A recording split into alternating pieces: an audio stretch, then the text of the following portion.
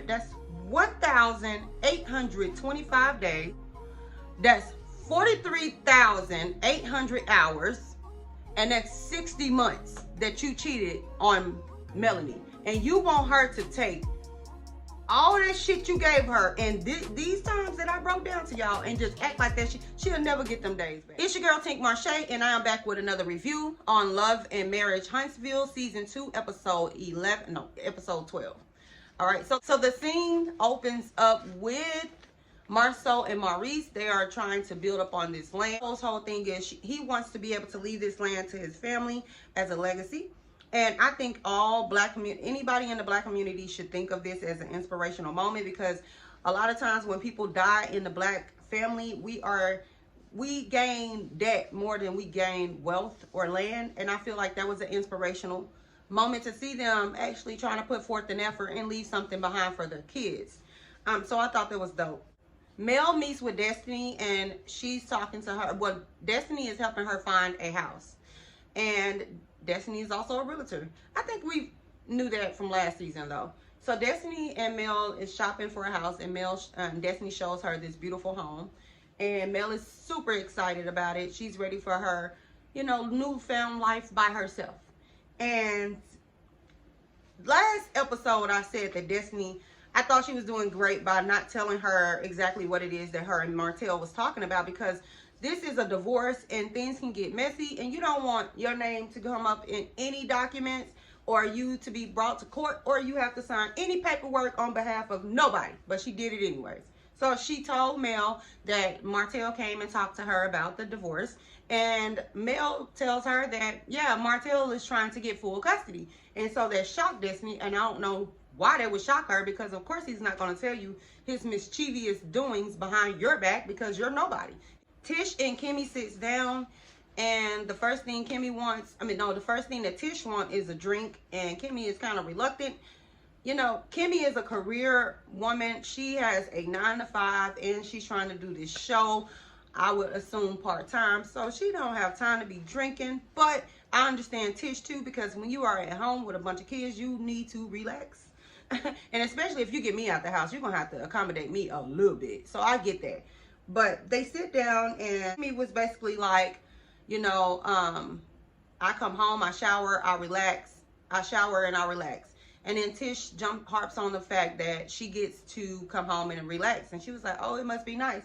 And so Kimmie was like, well, I don't always get to relax. I have a family, I have a house full myself. And it doesn't make it better that my husband don't believe in doing women chores.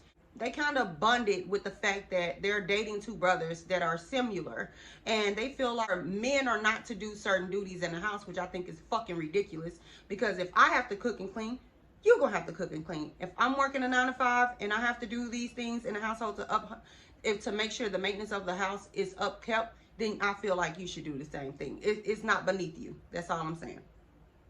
Tish brought up the fact that Mel and Martel is divorcing, and Kimmie was basically telling her that she felt like the relationship or the divorce would go smoother if people just were held accountable and they just accepted the fact that they played roles in the demise of the marriage. And it brought her around to a point to Tish, which is Wendy isn't the only reason why the friendship did not work or they had that falling out. Tish feels like Kimmie do not have her back. And so we going back to the, where's your loyalty with me? And I don't understand what grown-ass woman has, I don't understand Tish. I don't understand women that are so invested in other women's life. If I am your friend, I am your friend. I don't have to pick up the phone every time you fucking call. I don't have to answer my door every time you want to come by. And half the time when I plan something with you, I change my mind. You cannot get mad. I'm a grown-ass woman. And I feel like Tish has abandonment issues. And I cannot stand women like that. I really cannot. People have lives, Tish, and the way Kimmie is trying to approach the situation is, I feel like it's logical. Is she trying to stay out of it? She's in between a rock and a hard place. She's married to your husband's brother, and you are married to her husband's brother, which makes y'all family on paper. Then y'all get into it with the friends of the family that brought y'all together to make this show. So she's just trying to make peace And what really, she's just a nonsense ass person. She don't have time for the bullshit, and Tish don't understand why is it that she can't be mad at her just like she's mad at Mel. And I just think that's kindergarten. I think that's kindergarten behavior. Who the fuck taught you that, Tish? Get the fuck out your feelings. So then we see Mel has packed up and she has actually moved into the home. And Mel's mom comes and visit her, which was nice to see her mom on camera again. And they discussed the divorce, and Mel dropped the bomb on her and basically let her know that Martel got her on vacation, took her to a house or a beach house, I'm assuming, woke up to her kids and her husband making breakfast for her, just for Martel to tell her that the mistress is pregnant. And I feel like that's just his slick way. That breakfast in bed, that's probably what he been doing the whole marriage, you know, doing fuck shit and then try to cover it up with flowers and breakfast in bed. Like, but you stuck your necks. Oh, I digress. So the mom is looking like, well, I just wish he would just leave you alone. I just wish he would leave you alone because you have found yourself, and I am loving this Mel that I'm seeing. You have finally came back to who you are as a person. I would be curious to know how is the dynamics of Mel's father and Mel's mother. And I just would be curious because she's talking out of a place to me. When she gave Mel that advice, I feel like she's coming from a place of where, like, I've been there, I've done that. I've been there, I've done that. So dust yourself off. Let's keep pushing. Let's keep pushing. Martel.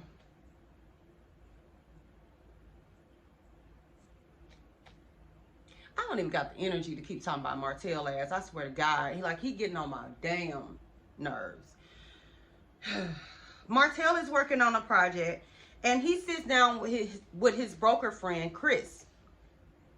Chris has to tell Martel that because his personal life has spilled over into the media, that the company that they were working on to build it was a development project that they were working on that Martel was going to be the face of, that they're considering pulling out due to the fact that his personal issues has caused a ruckus in the media. Martel can't understand where Chris is coming from, because he's like, well, that don't have nothing to do with me, but it has everything to do with you, sir. If you wouldn't have slept with Arrione, you wouldn't be here, Martel. And that's just true tea. Or if you wasn't messy with the situation, then you wouldn't be here. You would be handling your business behind closed doors. But since you can't be a man about it, you got to be a child about everything. Now everybody knows your business. And unfortunately, that's what happens when you do interviews on YouTube, you know, and then, or if you go on Instagram, you go back and forth, and you know you have endorsement deals. I'm just saying, why didn't you think that through? I don't know. I don't know why he didn't think that through. But it was a $31 to $34 million deal that they're considering pulling out of. And Chris had to break the news to him like, dude, you need to get yourself together quick. Martel is looking confused at the table as he's telling him about the decisions that this company is trying to make, or they're in discussions of making. And his first thought was, well, we can just change the narrative. And it's like, what damn narrative are you talking about? Like, they can't go on YouTube. Like, I just went on YouTube and found this tape of Arrione Curry that we're going to review after this video. It is what it is. It is what it is. It is what it is. That's why the fucking show wrote me, and that bitch somewhere mad. Hi, Melanie. What the fuck did you think? You should have talked about it. I knew your ass was going to end up on that show. I knew it. I said it. I said she's going to end up on that show because why ain't this got no paperwork? That's probably just some shit that they want, because you know what I'm saying? Like, that's just because it makes sense in their mind. Yeah. You know, it makes sense. This is thing. But what else the fuck do y'all got to talk about? Y'all, but why would y'all talk about me for this long? You know what I'm saying, Dana? Like, it's Melanie, it's your fault I'm on here. Martel didn't want to discuss this infidelity, but you did. You wanted this. So, bitch, scoot the fuck over. Like, you know, like, but I don't have no paperwork. It ain't shit in writing or nothing like that. Oh, and she pissed. Aha, bitch. That's what the motherfucker you get. Y'all stay tuned. We're going to review the video of the leaked phone call between Arrione Curry, which is Martel Holt's mistress. So my biggest thing with Martel, in all honesty, is, if y'all don't know, in 2020, Mel actually did get an apartment and she moved out due to the cheating rumors that Martel had. going on with Arrione Curry. She got an apartment. So she got an apartment. She reconciled with him. She allegedly lost her baby.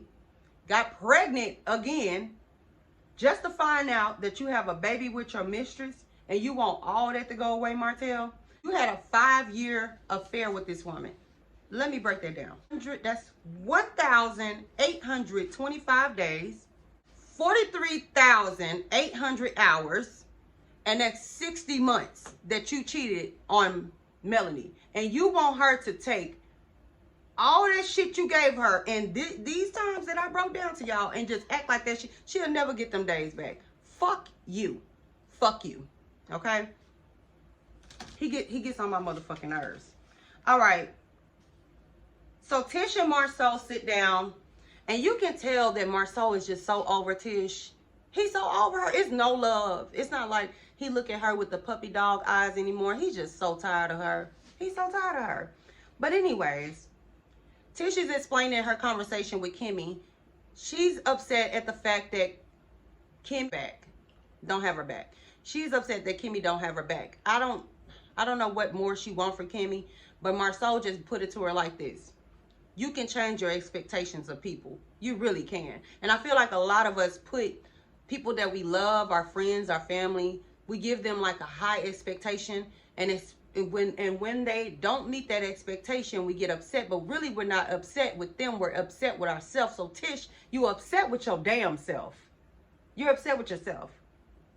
Well, the mom brought up the fact that Martel has a baby on the way. She said she feels bad for Mel. And Tish said, that's not my business. And then Tish mom just snapped out of nowhere. You better not talking to Marcel. You better not do that to this one. I know that. You better not do this to this one. And Marcel like, do what? Marcel like, do what? She was like, do what Martel doing, because a bird of a feather flock together. And Marcel was like, you got the feathering. What did he say? You got the flocking all wrong. I don't flock with that feather, or something like that. He said, I don't flock with that feather. But anyways, then he asked Tish mom, what are you doing here? And Tish mom says that she has some business to take care of. And so Marcel was like, what kind of business caused you to come to Huntsville though?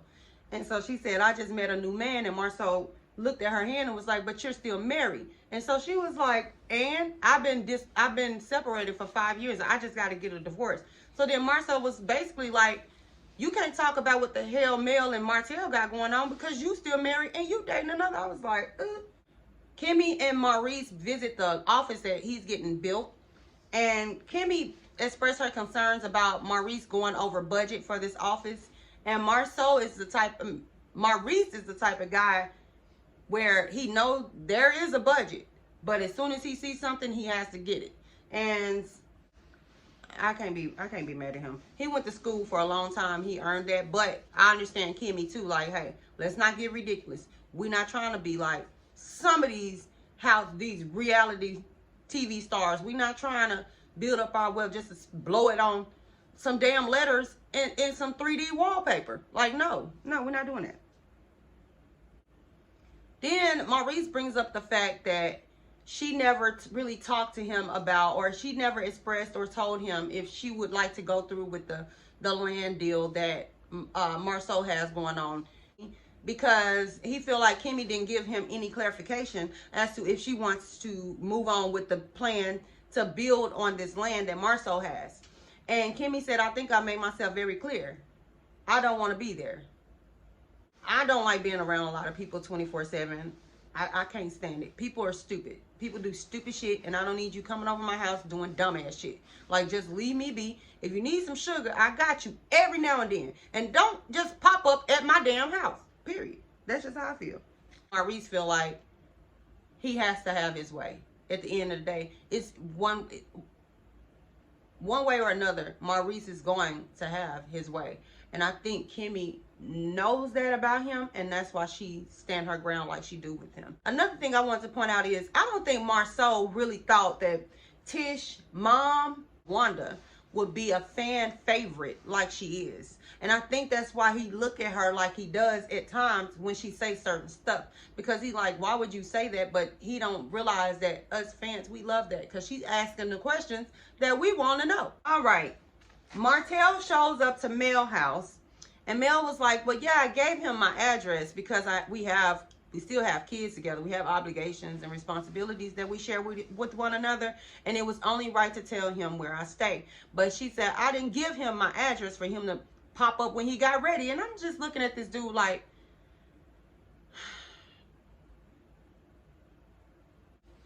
and you can tell he came to pick a fight with Mel. You can tell he was just trying to get under her skin yet again. And she walked into the trap yet again. And they were talking about him being in town or some shit. Him being in town and he wasn't gonna be in, his kids wasn't gonna be in town. He be in town, I see his kids, some shit like that. And Mel was like, well, you have the kids for 2 weeks and then I have the kids for 2 weeks. It's been working for us. Nobody told us to do this. We did this on our own. And Martel was like, well, you made me. And Mel, like, after you went on social media and said that you haven't seen your kids for 2 weeks. So they go back and forth about that for a minute. And then Mel's mother is brought into it because I guess she blocked him and he's not happy about that. You know what's happening here? It's starting to dawn on Martel that Mel is gone. And I think that the whole 5 years that he was cheating on her, she really sat in those emotions. And now it appears to be a cakewalk for her more than it is for him, because sometimes it takes, in my opinion, it takes men a little longer for things to dawn on them. And things are starting to dawn and shit is being, you know, shit is what? Shit is about to hit the fan. And he should have dealt with his emotions a long time ago when he was with that bitch. Becky with the good hair. That's all I'm saying. But I don't know why the hell it take men a long time for shit to dawn on them. And how the fuck you thought you was just gonna cheat on me for 5 years and I was just gonna be, okay, Martel, we can go here, we can be a family. Yeah, I forgive you. No, hell no. And anybody in their right mind with common sense is going to build up some kind of resentment. You gotta expect that, but you wasn't thinking about that. You was thinking about Martel and what Martel wanted, like she said. Basically, Mel in at the scene, basically saying, I don't think he thought this through. I don't think he thought how this would affect our family. I don't think he thought how this would affect our businesses. I don't think he thought this through. I think he was just thinking about himself, and she couldn't have said that any better. He wasn't thinking about you. He wasn't thinking about them kids. He damn sure wasn't thinking about his mama. He damn sure wasn't thinking about your mama. He was thinking about his motherfucking self. This is the repercussions, and I feel like the same way you was out there having fun is the same way you need to take whatever happens to you from here on out. With Martel, it's always what somebody did to him. It's never I did X, Y, and Z. It's always I did X, Y, and Z because you made me do. Nobody made you do that. Did nobody make you do that? All right, y'all. That was Love and Marriage Season 2, Episode 11. I keep saying 11. Episode 12. Make sure you like, share, and comment. And I'll be back with Season 2, Episode 13. Hope you enjoyed. Bye.